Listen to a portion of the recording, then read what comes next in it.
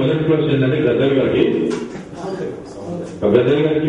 మొదటి క్వశ్చన్, తెలంగాణ ఇస్తే నక్సలైట్లు వస్తారు, ముస్లింలు వస్తారు అని 1-2 వాదనలు మీరు ఇవాళ వినబడతాయి.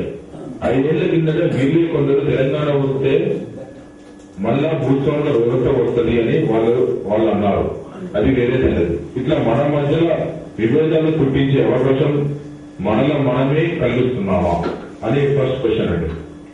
సెకండ్ క్వశ్చన్, పంతు నాయకులు చంపేసిండ్రు ఇవాళ. ఇట్లా ఎన్నాళ్ళు మనల్ని మనం చంపుకుందాం. ప్రజా తెలంగాణ, భౌగోళిక తెలంగాణ, సెక్యులర్ తెలంగాణ ఇలా ఎన్ని రకాలుగా చెప్పుకున్నా అది మన అందరికీ అర్థమవుతుంది.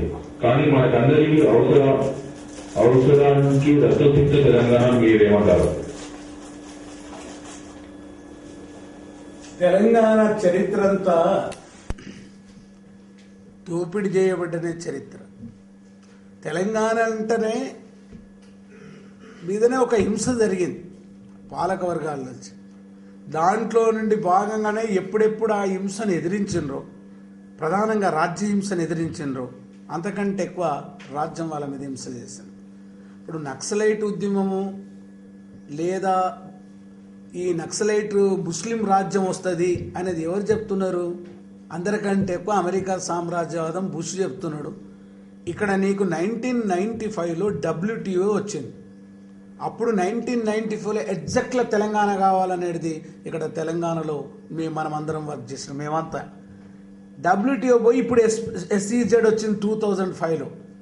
SEZ రాగానే పూర్తిగా హింస మొదలుపెట్టి తెలంగాణ భూములని వేల భూములు, అంతకుముందు భూమి మనదురో ఊరు మనదురన్న మా భూస్వామైన ఊకొని ఒక గుంటరాన్ని ఇచ్చేవాడు. ఇప్పుడు నీకు SEZలో పోయి జెండా వాతలేదు.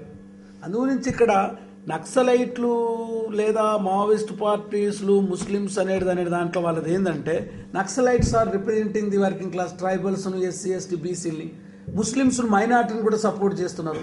వీళ్ళకి నిజంగానే తెలంగాణ వస్తే వాళ్ళ రాజ్యం వస్తుంది అనుకో, మంచిదే కదా, రాని వాళ్ళ తెలంగాణనే రాని. నిజంగా కూడా తెలంగాణ వచ్చేస్తే రేపు సపోజ్ మీరు అనుకున్న ప్రకారమే tomorrow the central government will declare separate statehood, then what is the benefit I am going materialistically as a scheduled caste? You tell me. నాకేమొస్తుంది? తెలంగాణ వచ్చేస్తే ఏమొస్తుంది అంటే అదొక ప్రజాస్వామిక ఉద్యమం వస్తుంది, మన సపరేట్ ఉంటుంది, మనమే ఉంటాయని. కానీ నీకు ట్రైబల్కి ఏమొస్తుంది, SCకి ఏమొస్తుంది, BCకి ఏమొస్తుంది?